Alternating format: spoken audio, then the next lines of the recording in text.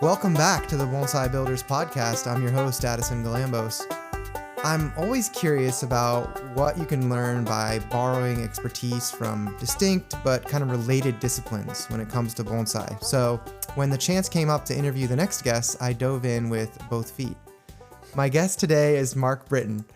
Mark is a powerhouse in the footwear industry, having designed some of the world's most iconic brands. He's a designer by trade and by heart, and a man who treats every pursuit with a high degree of precision and attention. He's also a fellow student at Bonsai Mirai and the vice president, of the Santa Barbara Bonsai Club. We're going to talk about moving the needle in bonsai, the kind of design to bench pipeline, and then the weight or responsibility of leading a thriving club in California. So, Mark, welcome to the show. Thanks for having me, Addison. This is awesome. That's a very generous introduction. I appreciate it. I hope to live up to it. So thanks. No, yeah, we met at class at Mirai, and I really appreciated your kind of very similar thought processes and the depth that you put into, like the intentionality you put into what you were trying to learn. So I'm really excited for the conversation today, and also interested to hear a little bit more about kind of your day job too, because it's very fascinating. Yeah, happy to.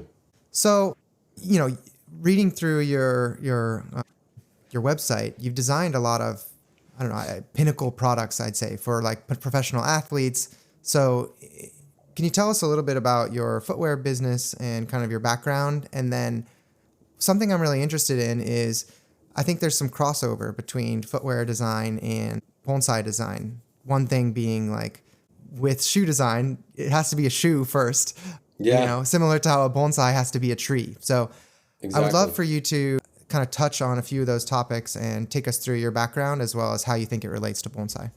Yeah, I think you hit on a really key point there about the relation of tree has to be tree, shoe has to be shoe. But as far as my background, I studied industrial design in school, and that really was a great format for just teaching me how to think and how to think with first principles before sort of first principles were really, in the zeitgeist like it is now. It really is sort of question your assumptions and question the things that we think we know, because that's really where the innovation can happen.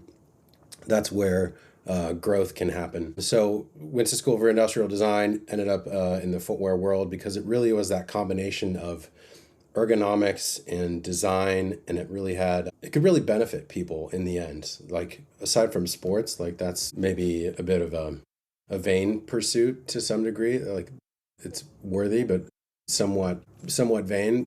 But then, in the work world, in cold weather footwear, like you can literally save lives with some of this stuff. Like there's a winter boot I've done behind me.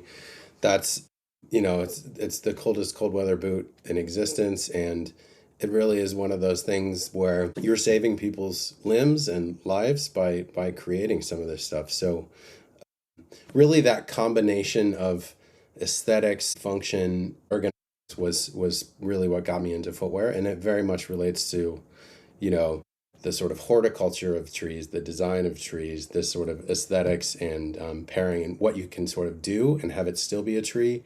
And like you can with footwear, what you can do with footwear and still have it be a shoe and functional for people. So really a lot of overlap there. So, yeah, man, there's a lot of things I want to dive into there.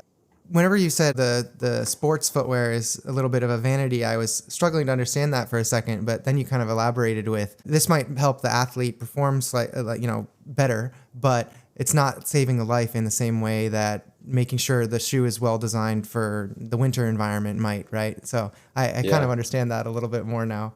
Yeah, in that comparison, that's, sports, of course, is very important. Performing at the highest level is very important. But, really, if we can save lives or make people's lives better on a daily basis, that's super exciting to me. So very interesting.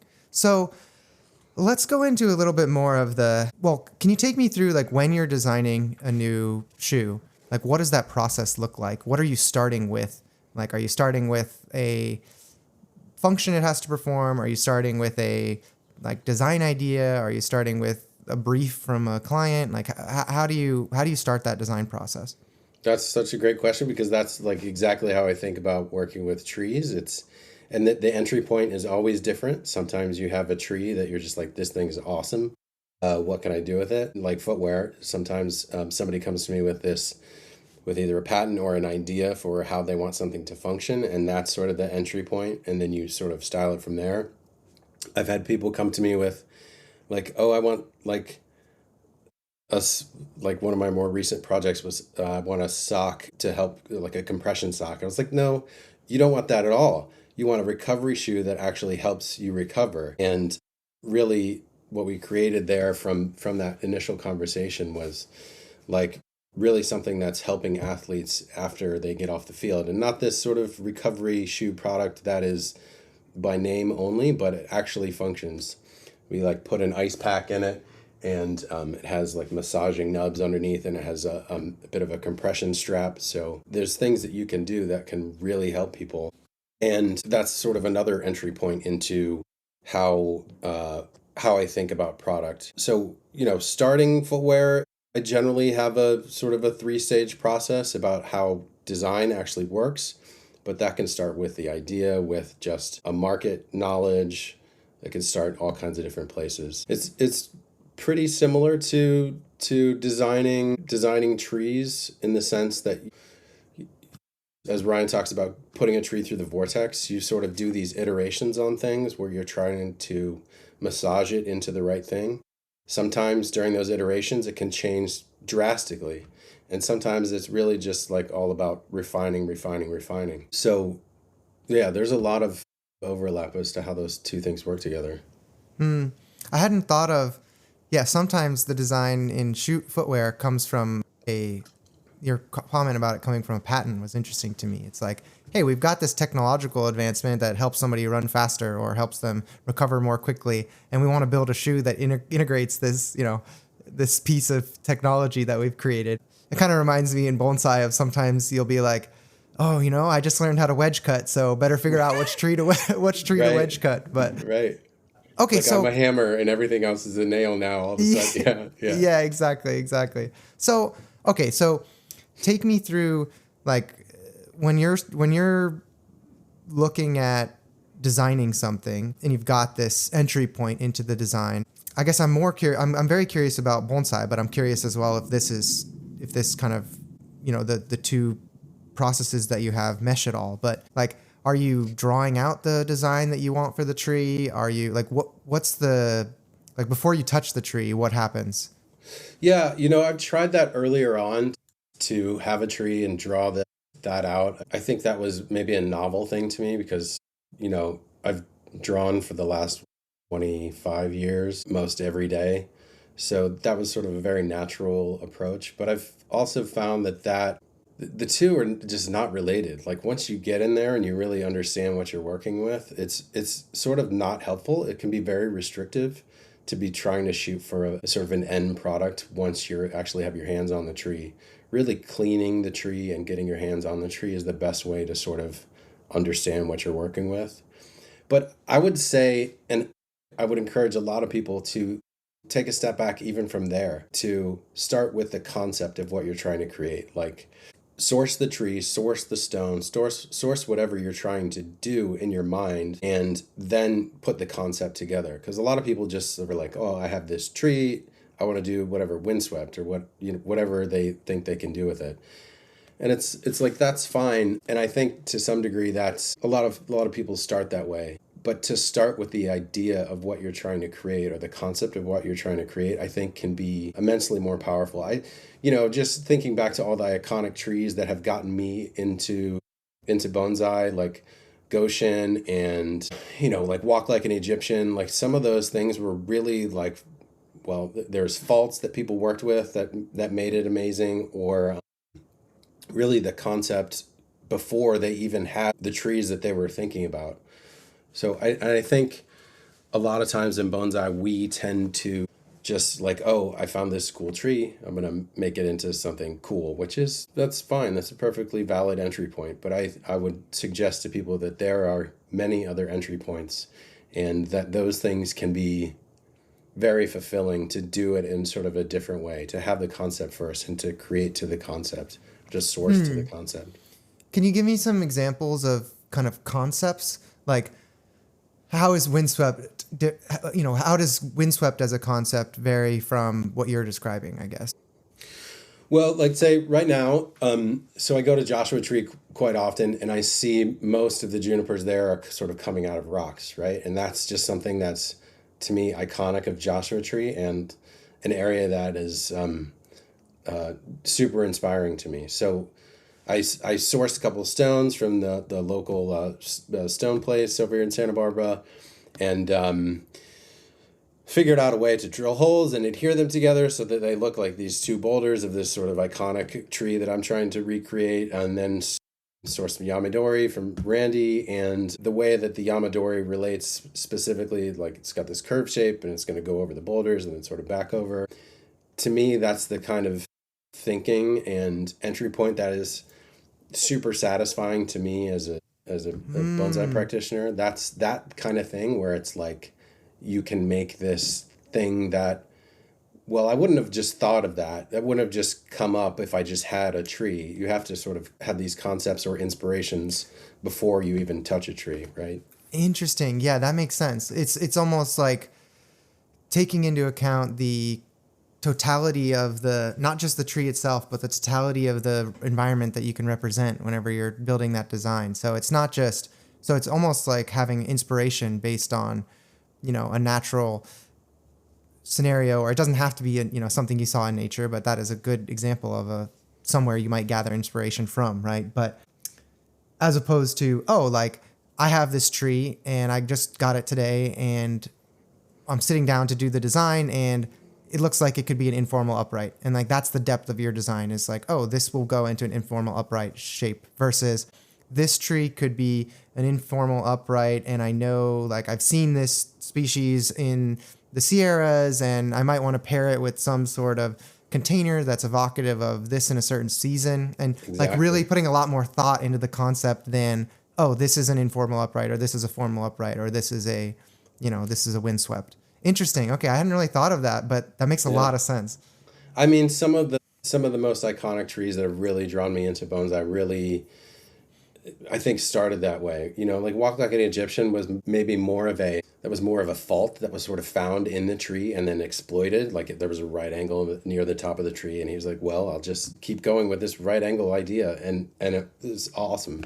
And then things like Goshen, where it was John Naka that wanted to basically make a composition for his grandchildren, right? That was sort of evocative of what his family group was all this sort of forest planting. This type of things really, and just walking around, like say Mirai, that's like those, some of the this pygmy cypress that Ryan has at rocks are so evocative. That was the example I was going to think of. Yeah, exactly. Yeah. Like those compositions are just unique to a level where, you wonder how those come about. Those like pygmy forests on a rock hanging over a cliff, and it's like, well, he probably thought about it a lot, right? He didn't just show up one day and be like, well, I got this rock and I got this pygmy, so he probably put some thought into that process. He was just talking about it on Asymmetry, and he was like, basically like, I carried this damn Ibigawa stone for like 2 different moves, and like I've had this stone for whatever 20 years before I made that composition. So yeah, it's sometimes maybe the idea that you have even takes that long to source. It's like you don't just start with the tree. Sometimes the idea starts 20 years before that. So I would like to encourage everyone to sort of add that into their repertoire of how they think about bonsai and how they can make artwork that is meaningful to them, not just sort of tree and pot, which also can be meaningful and interesting, but there's other ways to look at it. Very interesting. Yeah, I love that call to action for folks of, put some more intentionality into your designs, right? Yeah. If you're going to be working on this tree for 20 years, like it might make sense to put a little bit more thought into that creation or the concept that you're shooting for as well, right? I love that. And I think, that's what you said about intention. To me, that's the art of bonsai in a nutshell. It really is this expressed intention over many years. So many art forms, it's like, okay, this person made this painting in whatever, 2 minutes or 2 weeks, or they did it over 3 years, right? But it's like the art of bonsai is completely unique in that way that it's the expressed intention consistently over many years. So that's why it feels even more special, because it's so ephemeral and changing. And it's like, if you didn't get to see that azalea when it was blooming that day, it's like you don't get to experience the fullness of what that intention was. It's like, that's such a joy for me in bonsai, and hope for everybody else. Yeah, you're kind of touching on, like, there's a narrative arc associated with a tree and its development. I'm a little bit of two minds on that. Oh, okay. Let's hear. Yeah, I'm a little bit of two minds on that idea that, like, the circumstances of a tree add to the, quality or value of it, Yeah. in addition to the actual, objective. This is what the tree looks like on this day. Yeah, no, I agree. There's the intention of it, and then there's the things that unintentionally happen that sort of you can exploit. And again, this is very much like the footwear world. In these conversations that I have with clients, we talk about, this is the direction, whatever.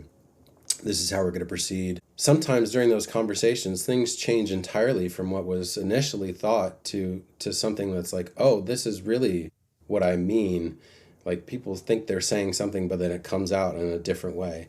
And, and that, again, that's also very much like trees, where people think that they're expressing something sometimes, and then every viewer comes to the tree with what they have known, how they've felt about things.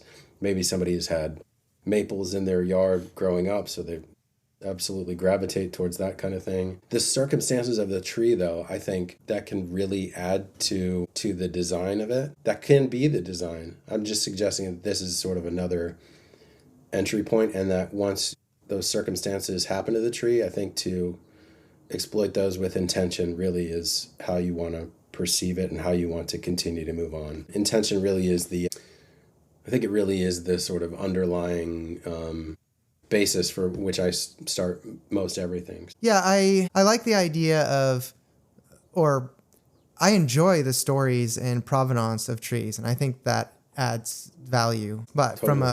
from a judging perspective, should the narrative arc of a tree be, like, in that one moment in time, should that narrative arc of the tree override the quality of one tree against the other? That I'm a little bit unsure of, right? It's like, because a tree was put up by a certain artist, or I think there could be arguments for or against this, but I'm just curious about, how much should that narrative arc influence the judging of the tree, right? Should judging be the pinnacle reason for which we're doing trees? Should that be the goal? Yeah, that's a tough one. I mean, I think everyone can have their own personal, reason for enjoying trees, right? But I think as a public barometer, judging is a good proxy for progress, right? Yeah. But yeah, I don't think it has to influence your personal enjoyment, but I think there is like a meta or there is a overall consensus of the community, and that's usually driven through the judging process, right? Or that's the objective format of the community's opinion. I think that this is another reason why I love bonsai so much. It feels like such a nascent art. It feels like it's just getting started, because we have this sort of hard box with which we're placed and what these parameters are, right? It's all about movement, taper, ramification. Those are the sort of, that's like, you want more movement, more taper, more ramification. That's sort of the best, right? But I would argue that there's, people like Laurent with his cosmic bonsai, and things like Walk Like an Egyptian, which are iconic, but no one would ever be like, this is like great bonsai per se. But I think that because we're like judging, or maybe like PBE or the national show is really the sort of pinnacle of where we are in the world, that just tells me it's like it has yet to pervade out into the public and get into art galleries and just be in the public eye and public sphere as to like how people can see it in a different way. The judging, I think, is a great empirical way to, well, I don't know if we have an empirical set of an agreed upon standards, criteria still, but I think it's a great way to start. But I really want to see it out in the public more, and maybe that's just because I've been exposed to so many club members who have, hundreds of trees in their yard that maybe them and like three friends get to see ever, or they bring a tree out once a year to a show. And it's like, I feel like to some degree, bonsai artists are a bit of hoarders, which is guilty here as well. Yeah, But hand up. yeah. But we need to get it out into the world more. And that's really, if you're asking about my goals and things like that, I'd love to be in PB. I'd love to do those things that sort of have empirical feedback. But what I really love to do is share my trees with other people and share it with people who may not have the understanding of what it is. My goal is really to sort of get trees out more and for more people to see and understand it. So that it's sort of perceived, as I see it, as an art form, as a it can be a craft, it can be design work, but really I think at its pinnacle is art, is where you can express something unique. So yeah, more of that, please. That's a compelling vision. I want to take us back 1 second to, you said something interesting about, I'm a drawer. I draw frequently in my design process, but with bonsai, it didn't feel like the right way to approach the creation process. Whenever you're starting a footwear design, do you draw out the design? Absolutely. Okay. Yeah. And why do you think it's different for footwear versus bonsai? Because footwear is mass producible, because footwear, you can do anything. With a tree, you have what you start with, right? This can never be reproduced exactly as it is.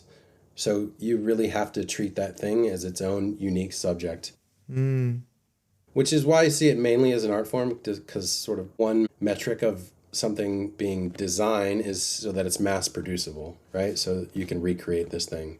And maybe some mosaics are sort of mass producible, but really getting your hands on the tree, because it is a singular, unique thing, is really the only way to understand what it is, what you're working with first. Because again, with footwear design, I can do anything. I've done ballet shoes, winter boots, anything that sort of is foot covering essentially, and that is considered a shoe. So it's, you could sort of make anything from scratch. So drawing is such a good place to start. Do you think we could benefit from more? I really like that you mentioned that. I think that's an apt description. I like that you made that a call out, and it meshes with at least my intuitive sense of how I've approached making trees. But I'd like you to dive into a little bit more of, I'm sure there's more like rigorous standards and expectations and guidelines for creating, well, maybe not, but for creating a shoe design versus a bonsai design. Like, we're not at the refinement level, I'd say, in bonsai design, where it's like, oh yeah, like for a asymmetric design, you have to have at least 63% of your visual weight on the right side of the design, and like there should be 4 branches above this line in the whatever, those kind of rules that maybe there's more rigor around in the shoe design space. Like, do you feel like we would ever benefit from having more like empirical rules for tree design, or do you think that's too limiting? I think potentially in the case of judging I don't feel like anyone's necessarily like running up against anything that's problematic in terms of judging, but I also don't think that we have I don't think those hard set rules, that criteria is super relevant to how we judge things. Like, we judge things maybe in terms of size and species, not in terms of like, oh, they did an informal upright better than this informal upright. So potentially, like in the future, there's more categories that are judging in that way. Well, even not from a judging standpoint, even from just a ease of design creation. Like, I feel like it's not, most people that I've talked with struggle in the initial phases of learning to wire and style, because there's not like a set of rules per se that are really easy to follow, because each tree is so unique, right? It's like, yes, you should have a defining branch and a back branch and an apex, but that's a fairly high level construct, as opposed to, your first branch should start at 30 degrees from the front of the tree, right. At exactly 33% up from the base or whatever, right? We don't necessarily have as many like rigorous rules. And I'm curious, like, do you think that would help the design process if we had more fully defined rules? I think what we have was sort of explained styles, I think are fairly helpful as constructs for what, say, a beginner is trying to achieve. As a designer and having to execute a lot of my products, like there are hard and fast numbers on creating a last, right? There are certain things that you want to do to make sure that the shoe fits well, works well. There's certain metrics in those areas that are super important, right? Heel height, so you don't slip out of the shoe, all kinds of things like that. That doesn't help you design. That helps you sort of see the final executions. If I think the sort of rules maybe that you're asking about or thinking about really would relate more to the horticulture, right? It needs so many hours of sun, it needs water, this volume of soil with this amount of foliage needs this water per day per degree of temperature. And I don't know if design benefits from sort of hard and fast rules for those things, but I do think there are some helpful constructs that we've started with. In terms of maybe the most rigorous design process I've ever come across for Bonsai is definitely been through Mirai. There's just the terminology and rigor and study behind all of those, the reasons that things are done in a certain way that are extremely helpful. As to whether we need that further, I think as it relates to being an art form, I would suggest not. I would suggest we need less and we need more exploration. As it relates to if you're designing a tree, if you're trying to recreate this sort of aesthetic, then breaking down that aesthetic, much like studying the masters if you were to be a painter, right? You can recreate some of those things and learn something from each of those processes and maybe get better and have that sort of in the back of your mind. But it will never help you create sort of a unique thing or something that is special or unique to you as the creator. And I think, any art form to me is really a sort of self-exploration. It's really more about creating something that, of course, within those constructs of, this is like knowing that movement, taper, and ramification are sort of judgment criteria and that a tree needs to look like a tree. I mean, I've done some footwear that is, it would be struggled to be called footwear sometimes, it can be pretty avant-garde and minimal or very different in things. As to creating what's exactly a running shoe, is there a criteria to that? There are so many shades of gray into what is running shoe, what is casual, how is this person going to wear it? So those constructs are helpful, I think, to get started and to be able to talk about it and to evolve the idea. But man, so much footwear now, it almost like performance footwear looks casual. Casual footwear has so much performance characteristics, much more so than it used to. So those things I think are helpful constructs to start, but then it has to evolve. It has to get away from that. That makes sense. Well, I think you have to master the basics, right? Like be able to imitate a design and then you can go and create your own, right? So I think for people getting started, or at least for me, having more rigor around like being able to look at a artist's prolific body of work in one place and analyze it and say I think the problem is artists aren't usually, it's not like you can just go and see 100 pictures of Shinji Suzuki's junipers in one place. And right. It's not a guarantee that he has just, he doesn't for sure have one way to handle junipers. Right. And so, but I think that kind of labeling and breaking down those designs into components the average pad height is X and the shape of the pads is Y and, the number of pads to the canopy size is X, Y, Z, those kind of numbers would be interesting to look at to help people recreate these designs from their constituent parts. And I think that would be, I agree that I really like Ryan's the language and the kind of vocabulary he's built around design has helped me understand a little bit more about harmonious and tension and dynamic based designs where there's these three constituent parts of a design, the trunk, the weight and direction of the trunk, the weight and direction of the defining branch, and then the direction of the apex, right? And so those are helpful constituent parts for me, at least, in approaching the design process. Yeah. To like recreate something I've seen. And so I do think we would benefit from more of those, at least, maybe the goal is to get away from those at some point, but the initial learning process could be aided by having more of those aids and more of that. Have you ever tried to put numbers to any of those things? Like something, you say you go up to a tree, you respond to it emotionally, you're like, this is an amazing composition. Okay, now let's break it down. The first third is completely empty. The second third is I can see all the branching, and the top third is like a full canopy. Is that something? Have you ever tried to do that? Well, I've really gravitated to things like Dave DeGroot's Principles of Bonsai Design and Ryan's kind of design language because I like to be able to.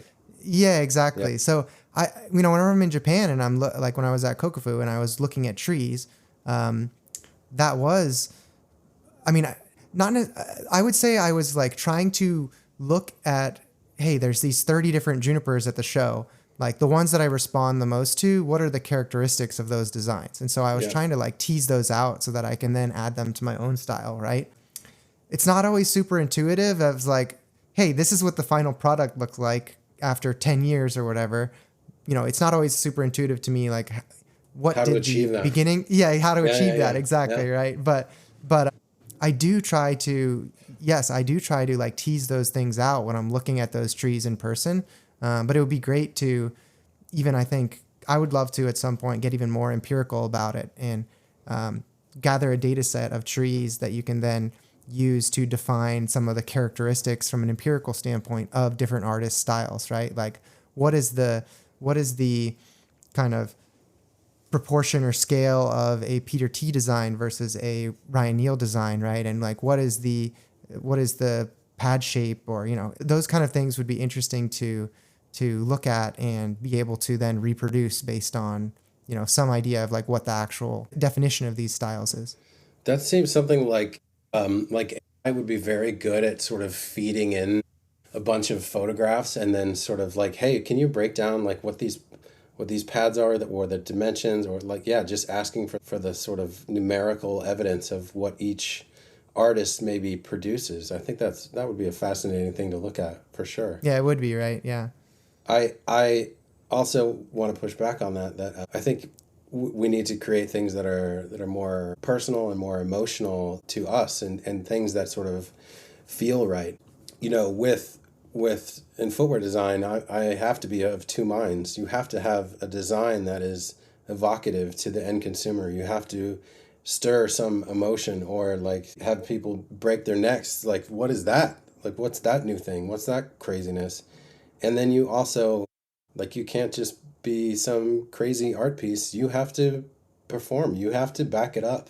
Like, you have to do the real deal. And just like trees have to be, like, all those pygmy cypress have to be able to survive on that rock. Like, otherwise, nice picture for a little bit, but then, it's gonna go to the wayside. So I think you absolutely need both. And I would like to, I think we should push in both directions. I'd love to see what you come up with for sort of more defined design principles. That's the way it has to go, right? We have to get more rigorous about it. We have to sort of understand it. And that's the way we've done with art from the past. We've broken down the masters as to, this is how they treat light, and this is what they do with perspective and all kinds of things like that. I think that's an awesome next step for bonsai, for sure. Well, you say we have to go that way, but I don't think the Japanese approach bonsai in that way, right? And they've been doing it for hundreds of years. So I don't know that you have to refine it, but I think it is definitely a Western mindset of like science and progress and like empiricism. Yeah. No, but like, again, in the fullness of time in the art form, those things will be explored, whether it's you or someone else. I think our place in this sort of long chain of having these trees is really to take the next step, right? And to do the things that sort of haven't been laid out before us, and to explore those things that really advance the art form. It has to happen. Yeah. It's awesome. Yeah, I'm really excited about people looking into and that's the cool thing about niche hobbies. I feel like is you get these people who are, crazy excited about these, very passionate enough to do these kind of studies and look at these things that, help advance it for everyone, and like, you can capture each other's interests with those kind of deeper takes on the art that everyone loves. On that, I was walking around Bob Pressler's nursery one day in a class, and I was class with Tommy Lee. Not to name drop, but shout out Tommy Lee. But I was like, how do people not love this? How do people not see how amazing this is? And Tommy Lee was like, yeah, fuck yeah. And I was like, oh, this is awesome. And, Bob Pressler was like, yeah, I don't know. People have different ideas how things go together. I'm like, man, trees are all around us, and getting out in nature is some of the most calming and centering, grounding things you can do in this crazy world we live in. It's like, man, I don't understand how more people don't like it now, but yeah, I have that question as well. I wonder if there's a way to answer that, but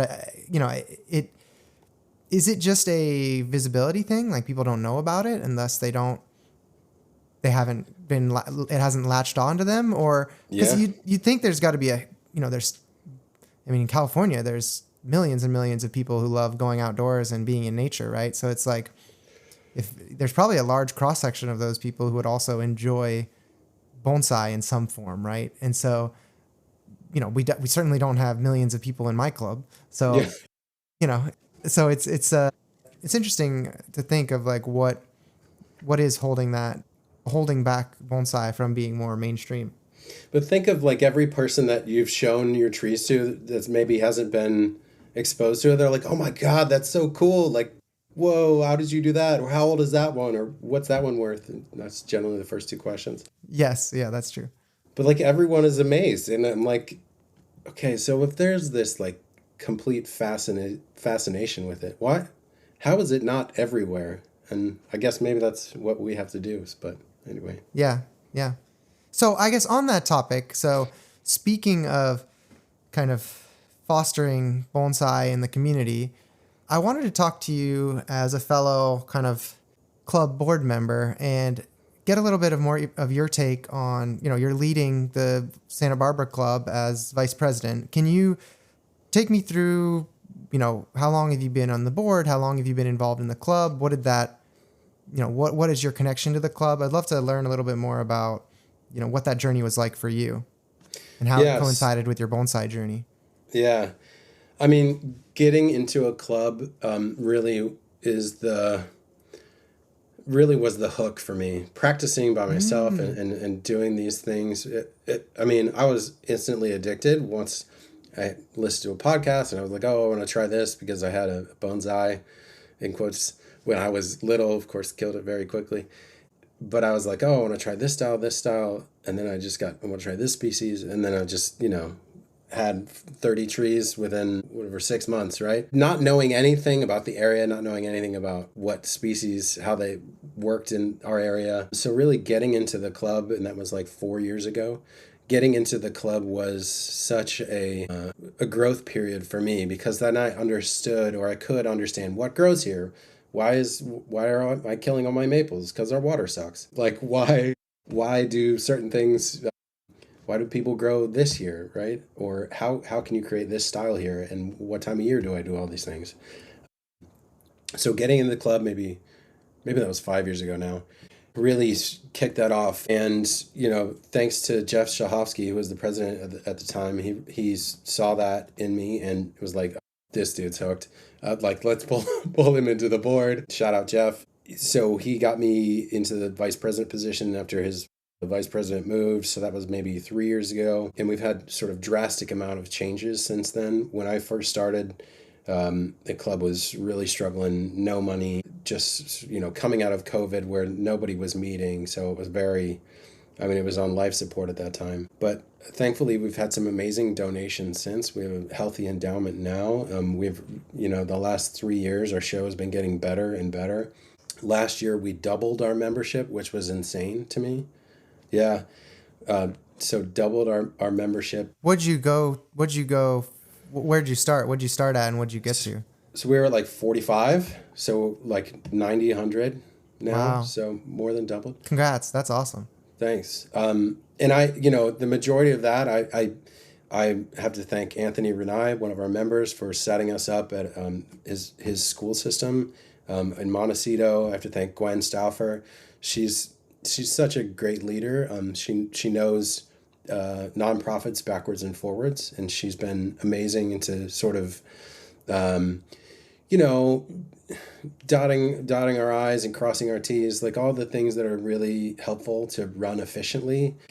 And so, some of this stuff that's sort of very difficult for us to do as a small organization. So, really some of those things were instrumental in getting us to where we are today. And then, for our next show, we're going to have 3 times as many vendors as before. Jonas is going to come down and do a demo. Malakita is going to come up and do a demo. And then we've got Robert Potts bringing his pots. We've got Bent Wire coming in. We've got a bunch of amazing things. And it really is, I think, all pointing back to the mission of serving the community and really providing people what they need and would need to create bonsai. And then, fostering that community, I think, has been a big deal. And those regular touch points with the community and checking in on people, those things have all been instrumental in our growth and sort of the tightness of the club. That's very interesting. So you think that it was refreshing, I guess, or interesting to hear that the kind of joining the club for you meant you were getting a leg up in terms of horticulture, for like the horticulture of bonsai in your area, right? You're able Absolutely. to connect with people that helped you learn the prickly lessons of your region faster than you would have normally, right? Absolutely. Do you have any examples of those, or like any kind of anecdotes or stories of like, oh, this, I talked to Jeff and he told me this and that really changed my mind on this species? Or Well, like, again, like going back to Japanese maples, like they just hate our water here. Our water is so alkaline, they need an acidic water. So you have to have an RO system or collect rainwater to have those thrive and live well.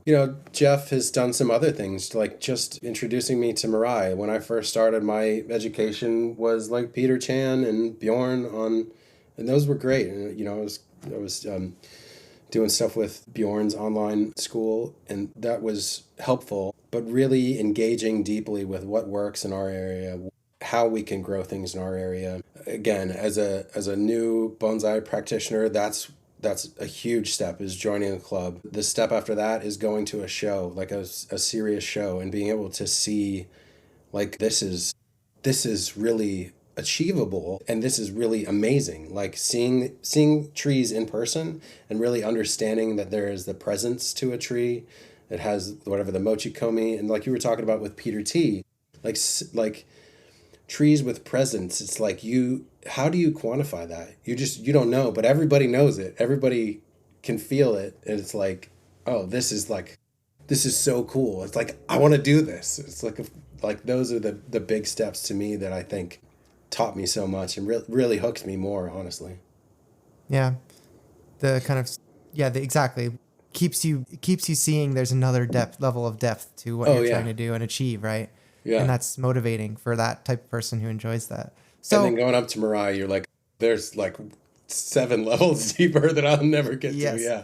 Yeah, exactly. Okay. So, whenever you joined the board and whenever you became vice president, were there certain goals that, the club's probably been around for a long time. So I guess there's a set of operating principles and kind of a charter that you're working off of. But, did you feel like, were you coming in and kind of being disruptive and saying, in a good way, and saying like, oh, these are the things that I think are going to be important for us to drive to the next area? Or like, how were you thinking about being, sensitive to, hey, this is a long running history club with members who've been around for a long time, and also thinking of, what can we do to push it forward and make sure that the next, X years are just as good as the last, X years? Yeah. No, that's such a good question, and I need your take on that too, because you're doing the same thing, and you've dealt with a lot of the you deal with the same thing. Wally Kunimoto started our club in 1971, and great story on how he started. He had John Naka up to teach some classes, and John was like, "Okay, can you pay me now?" And Wally's like, "I don't have any money for." And he's like, "Oh, I guess I need to make this a club so I can start charging members to pay for these great instructors to come up." So he started that in 71, and he's still active today, and he's 87, I think, 88. Shout out to Wally. He's such a good dude. Japanese Hawaiian guy that's just, emanates love and just such a great guy to be around. So, the charter wasn't necessarily clear to me when I first came in, but like Wally expressed it just by being there. He had the enthusiasm for it still. And I was amped up. I tend not to, our charter is to sort of foster the bonsai community and foster bonsai as an art. I don't know if I think about it too much, but that's just, to me, it's all in one. It's like if I do this in a vacuum, that's not very fun. Like, to be able to share it, to be able to talk about it, to do things like this where you can engage, that's really the things that, it further hooks me. It further gets me interested. It makes me realize that there's other ways to think about things. There's other ways to do it. Yeah, I don't know if that answers your question, but I'd want to hear how you think about your club and how you are fostering it. No, I mean, that makes sense. It sounds like you had, like, the mission of the club that existed kind of meshed with your outlook on bonsai, right? You're like, hey, I want to share and foster this thing, and that's what this club is for. Yeah, I think it's a tough one. I moved into the president role last year, and I'd been on the board for maybe 4 or 5 years for the East Bay Bonsai Club, and the group of folks there is just so good. We have it really takes a village, or, you're just going to burn people out if it's one person doing everything, right? So this club has a really, really broad, like, a lot of depth, like breadth, I guess, in terms of, like, responsibilities are split pretty well. And we've got some superheroes like Bev on the board, but everybody really does kind of pitch in and do their share. And we've got a really, and it's a growing club, and you can feel that, which is nice. That's cool.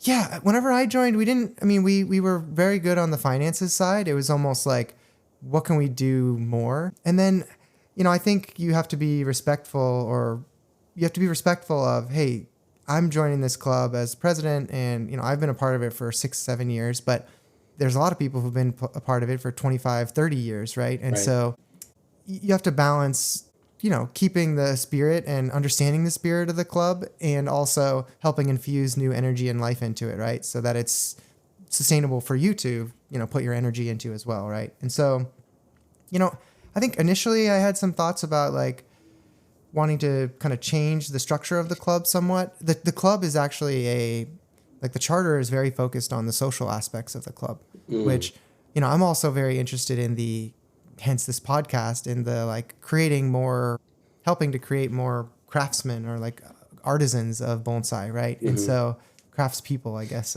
And so I was thinking, of, how could we reshape the club or the mission to focus more on the practitioner side of bonsai.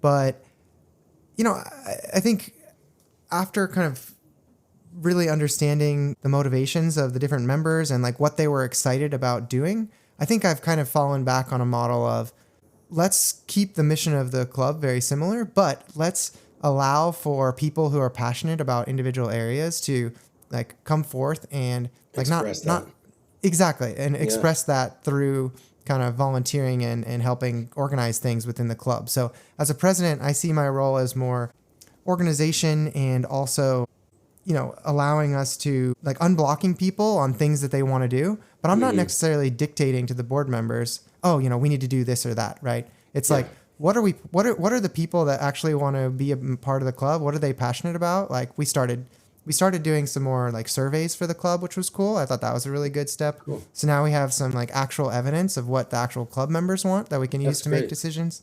Yeah.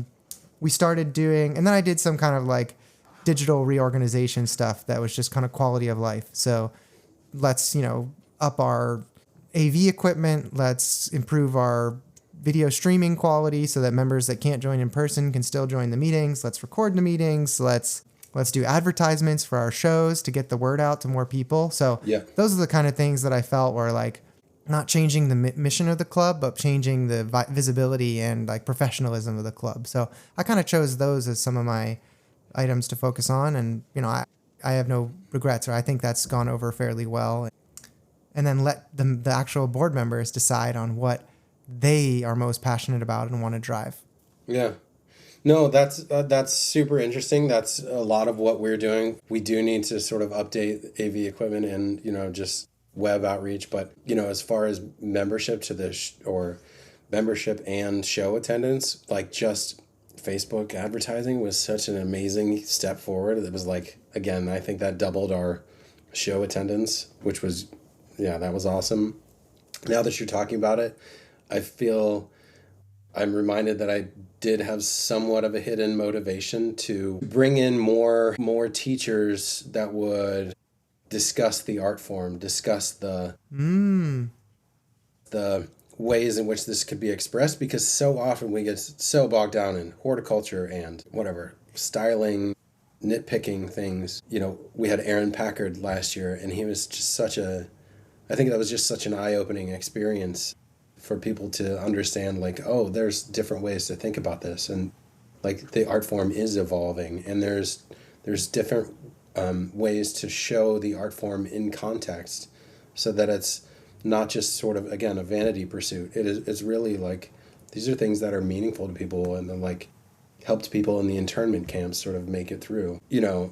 Getting in artisans that can express that, I think, is so helpful. And getting in high-level artisans, like having Todd Schlafer come in, and, just the fact that we had the finances to even do that this year, I think is really opening people's eyes in our club as to, it's not just right, left, back branch, make a triangle, slap it on the pot and call it good, like it's there's so much more you can do with it and think about. So, yeah, that's a great question. And I need to think about that more.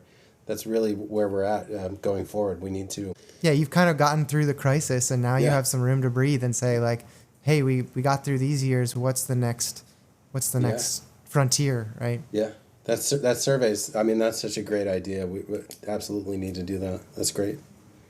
Yeah, I mean, it wasn't super complicated. One of our. I mean, I think we did use some like survey app, but you could use SurveyMonkey or Google Forms or whatever, and we just created a simple survey for the members, and we buy a gift card and we like give it out to one of the survey respondees, like a randomized thing as a thank you for or like a incentive to fill it out. I mean, we get about, I'd say like 50%-ish participation in the survey. So, it's still good to get 80 or so survey responses. So, we're happy with that. And then it helps drive our next year. So I'm happy to share that survey with you as well, if you're interested in like the kind of questions that we ask. I mean, there's probably, stuff that you might want to do that's specific to your club, but we find some of that information helpful.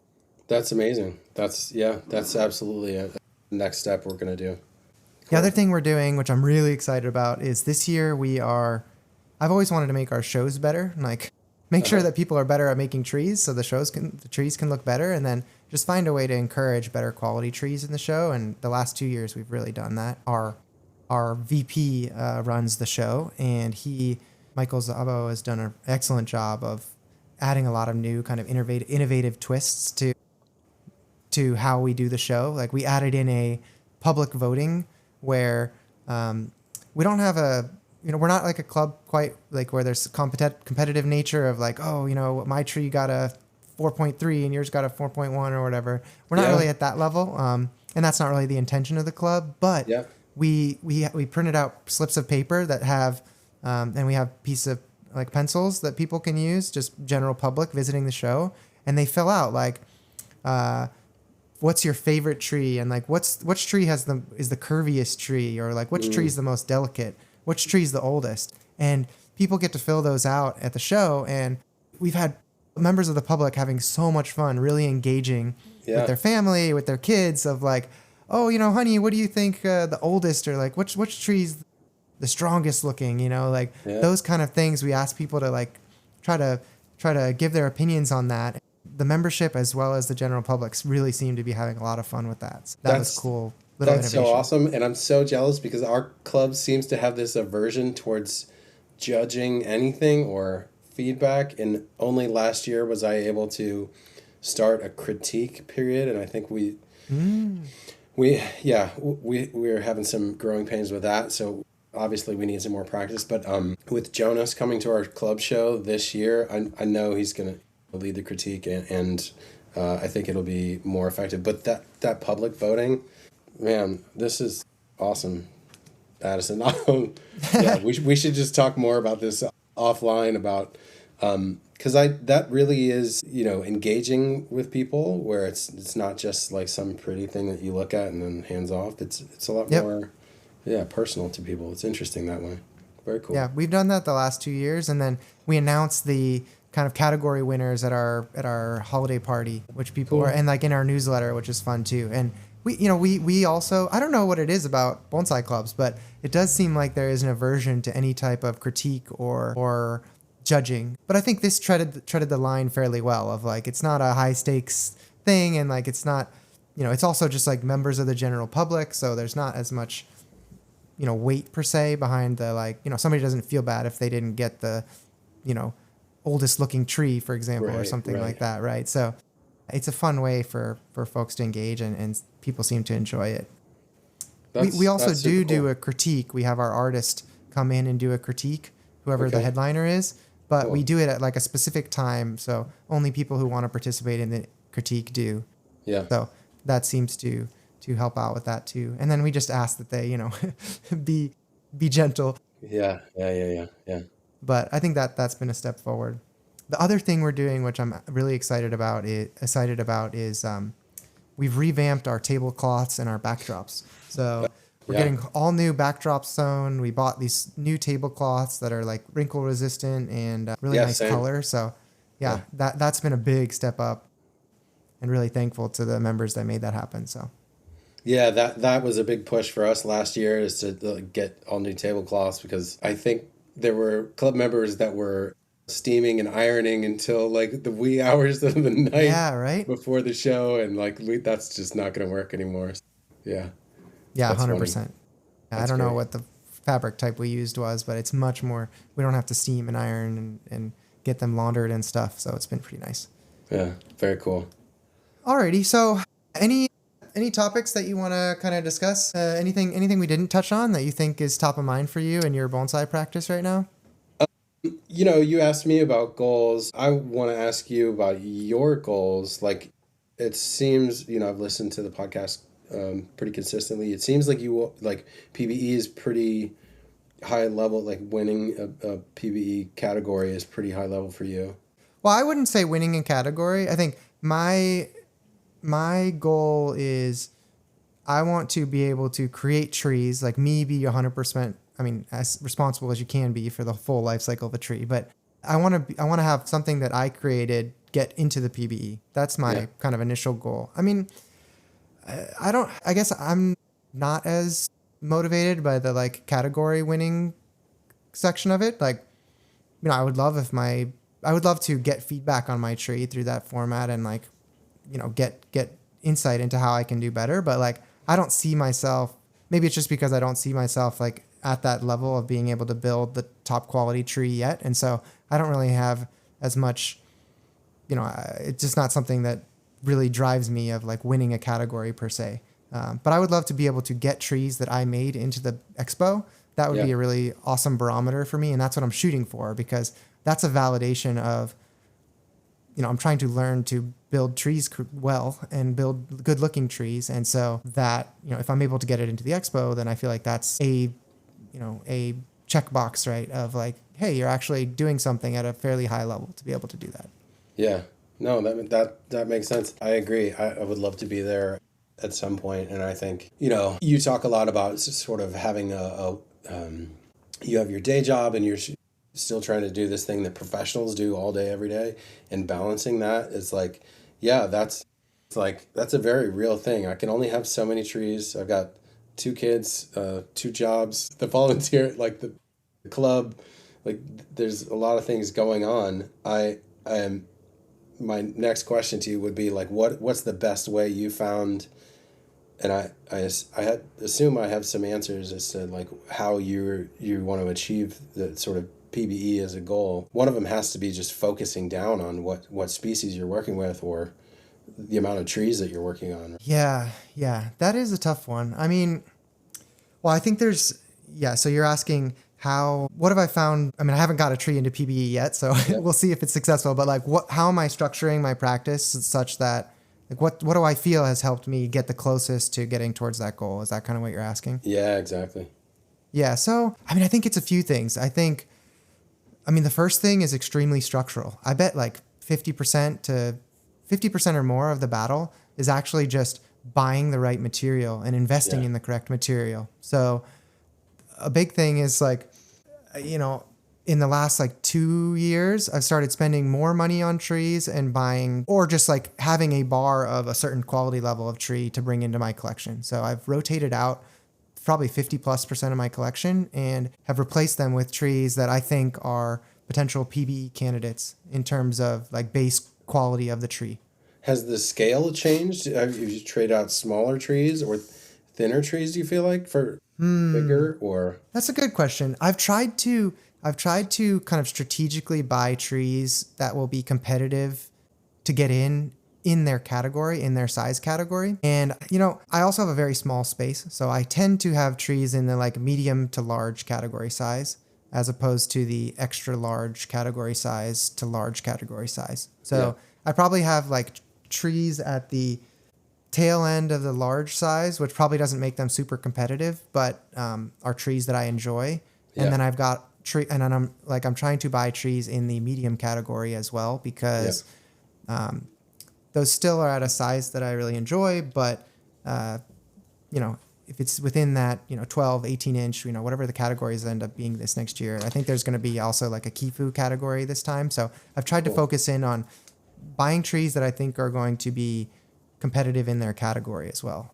I just think with like my space that I have, like I can't even get an extra large tree into my backyard because it's on a deck up a set of stairs. Like, so I just am not going to be able to be competitive in that size category at my current location. So I try to buy trees that fit into those categories. And then I try to buy trees that fit into the category of trees that I can actually make. So I try to just buy, right now I'm really just buying junipers and redwoods. So no, I know we went over to Randy's that one time, and you were looking at buying a tree, and then you decided against it because it was like it wasn't gonna be that.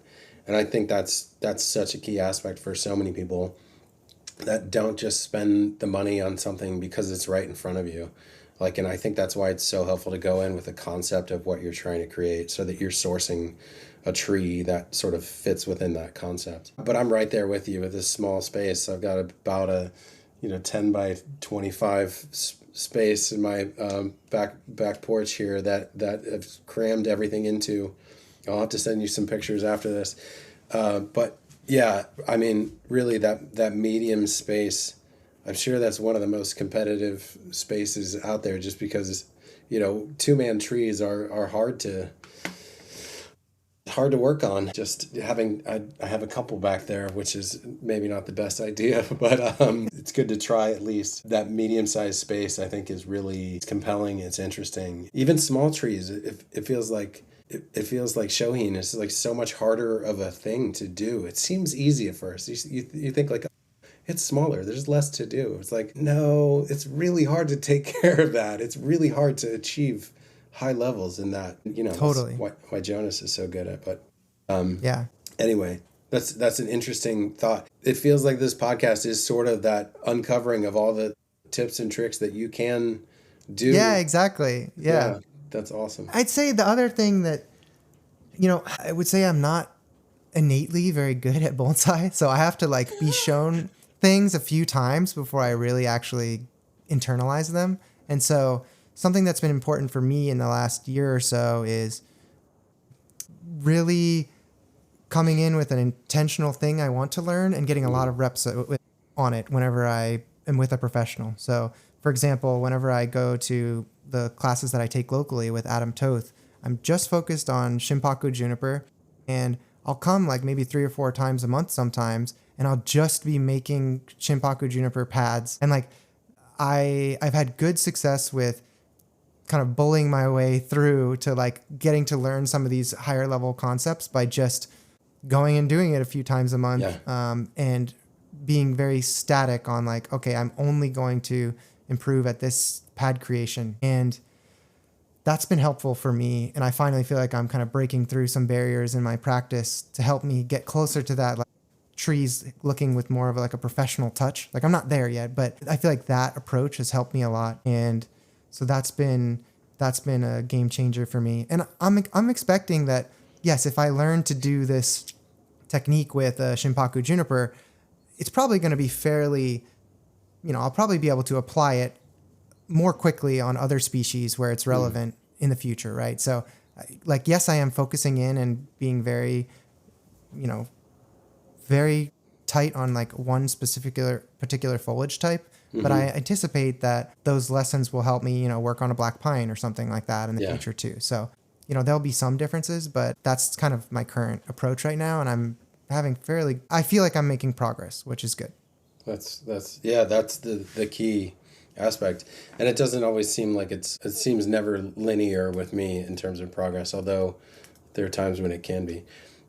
Are you finding like your material selecting down is limiting your ability to have that practice? Because you only have so many trees. Are you working on other people's trees to get that practice in? Well, I definitely am working on I'd say the majority of my work happens on other people's trees. Oh, cool. Like probably 60+%. Because I only have, I don't know, 1, 2, 3, maybe 15 bonsai trees, right? So, wow. I mean, I have like, I don't know, 60 little grow projects, or 50, little grow projects, but like trees in pots that are, medium to large size, I probably only have 15 trees, right? So, 15, even if I had to work on all 15 of them and style them in 1 year, like that's not going to keep me busy the whole year, right? So I have to do a lot of work on other people's trees. Yeah. That's been key for me, is having access to other people's trees and having Agreed. other members have me work on it. It's been awesome. Agreed. It also hurts a little bit too, because you're like, oh man, I just put my heart and soul, like 12 hours into wiring this tree, and I love it. You fall in love with it after you work on it that much, and then it's like, all right, well, it goes back to their garden. Yeah, totally. So it's fun to do it on your own trees, but I also think of that as a structural problem with my practice. If I'm not utilizing my space well enough to drive my technical ability improvement, then that's something that I want to structurally address by rotating out trees from my collection that don't fit into my current goals, right? So it's like, hey, maybe if half my garden space is taken up with, recovering Yamadori that I'm not going to be able to work on for 3 years, I mean, maybe that's the best thing for my long-term practice, but it doesn't fit my short-term goals of like, I want trees to work on and drive this technique, right? So I have to really balance that because of my space constraints, that like long-term view of like, yes, if I do that, then 10 years from now, my collection will be better than it is if I focus on rotating in trees that I want to, that help me reach my learning goals. But that's something that I'm kind of still balancing. It's like the long-term. I mean, ideally, I would have a great tree that's going to have longevity in my collection and aligns with my development goals, right? Yeah. So that's what I'm trying to fill my collection with, but aren't we all? It's sometimes hard to find those. Yeah, exactly. Yeah. That's I think about that in terms of a lot of my trees that I'm like, some of this I'm like, oh, I have a tree. This is pretty good. It's like, it's cool. I'm like, will it be ever PBE level? Like, no. But am I emotionally attached to it? And that's like the thing where you're like, okay, if it's not going to be great eventually, and it's not something I'm emotionally attached to, I should let it go and make space. like give it to somebody else who can appreciate it or can transform it into something that's meaningful for them. So yeah, that's a, especially as our show comes up, it's really something I have to be a lot more critical about with my collection. I have to let go of some things. And I did some of that last year, and it's, you still think about some of those things that you let go, and it's like, well, was Oh, that the really? right? They come back to you and Dude, for sure. It's interesting. Yeah, it is one of those things where I'm just like, pretty sure that tree, like the person who bought that probably is not gonna. I don't know if it's gonna survive. Like, probably not gonna do anything with it. Yeah, maybe more so in that aspect than it is like letting it go. It's more like, okay, who's the person that's buying it, and are they going to be able to reasonably take care of it? So, yeah, there's a few of those, but yeah, I think that is just like losing a branch on a tree. That's part of the sort of character, and what helps you think about how you're going to add things to your collection in the future. You're like, do I really want to get attached to this thing if it's not doesn't have the potential to be what I want in my collection, right? So Yeah. all good information. Do you have the struggle with balancing, like, probably some of your most refined trees are the ones that you've had the longest and maybe were bought earlier in your collection process when you didn't know, you weren't as discerning, I'd say, with Yeah. material quality. So, Yeah. but they also are the farthest demonstration of your skills, right? So do you have that in your collection, or like, how do you think of balancing that? Yeah, there were a couple olives that had pretty good ramification on. I had the leaves worked down that I sold off because the trunk wasn't ever going to be stellar, right? And then I've been gifted some trees for working on client stuff that were initially what I thought to be like kind of dogs, but like I've turned them around and like they're really like I have a liquid amber that's really pretty interesting to me now. So maybe that's what makes it even harder, is because I've seen some of these dogs turn around and like be awesome, and it's like, oh, that's so cool that this can be like a new thing, and it can have sort of a second new life. Yeah, every tree has potential. It's just Right. about time. Yeah.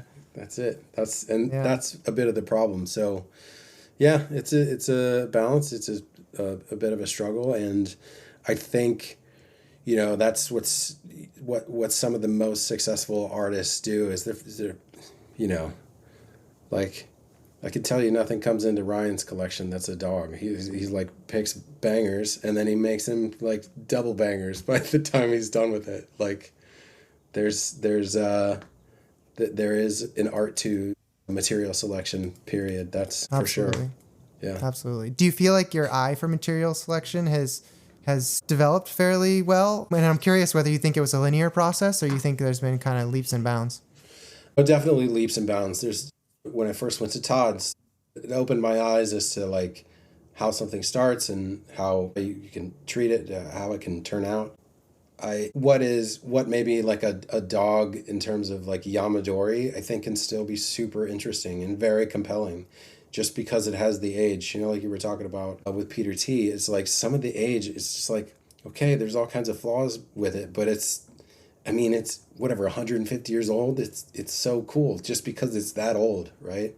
Like I've got a Utah juniper that is not going to be stellar in my lifetime, but it still is just something that's so cool because it's probably around that age and it just looks old and crusty. And maybe it's just its own unique thing, but it's never going to have great movement, taper, ramification, right? It's not going to have the criteria. But there is a segment of my collection that I just think of as artistic learnings or experiments that really have no sort of higher goals than to exist as they are and to see where they can develop. So I'm okay with that in a portion of things.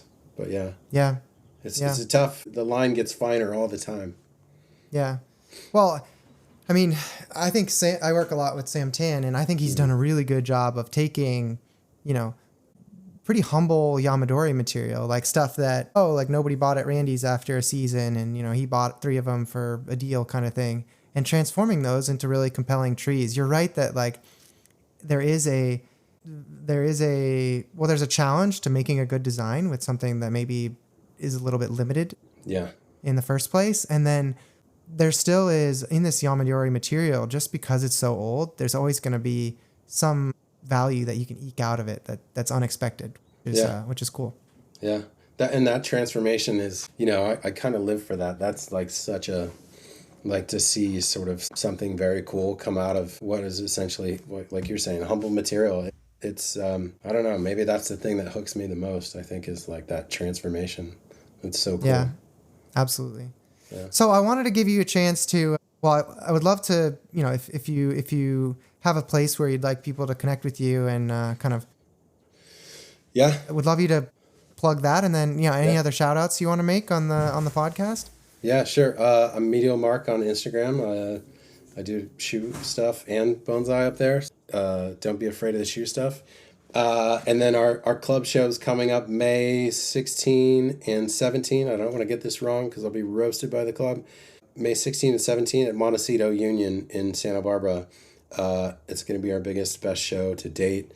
We're adding more trees. Jonas is going to come down and do a critique and do a demo.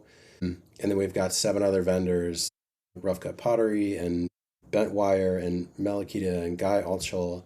And one of our club members is starting an oak bonsai business, Sebastian Frey, which is going to be super cool. You want to keep an eye out for that. Sebastian Frey Bonsai on Instagram, I think, is the hook. Yep. So shout out Sebastian. Yeah, and I just, just grateful to all the people that have taught me along the way and sort of brought me in. It's been, this weird getting into bonsai has been such a life-changing thing for me. It's been so additive to basically every other part of my life. I'm just grateful to be a part of it. And thank you, Addison, for doing what you're doing and help what I think is the majority of people is like are in your shoes. We want to be really good. We want to do the highest level we can. But, we also have life, which is like, it's a bit of a pain. Yeah. Turns out you can't just be a bonsai hermit. Yeah. But yeah, I definitely really encourage. It sounds like you've got some great vendors, and I'm excited for people to kind of check out the show that live in the area. So definitely encourage folks to do that. And then, we'll keep putting out episodes. Thanks for coming on, Mark. This was a really fun conversation. I really liked your points on having a concept for your designs. I think that's something that everybody listening, I would give that out as a challenge, and I'm going to try that for myself. Awesome. For my next tree that I work on, make sure that I have a thought out concept that does justice to, I'm going to be building this thing for X, 10, 15, 20 years. Like, let's make sure it's a worthwhile thing to build. Right. So I love that call out. That's great. I think everyone will find it super fulfilling when they start that way too. Yeah. Awesome. Thank you, Mark. Thank you. All right. Take care.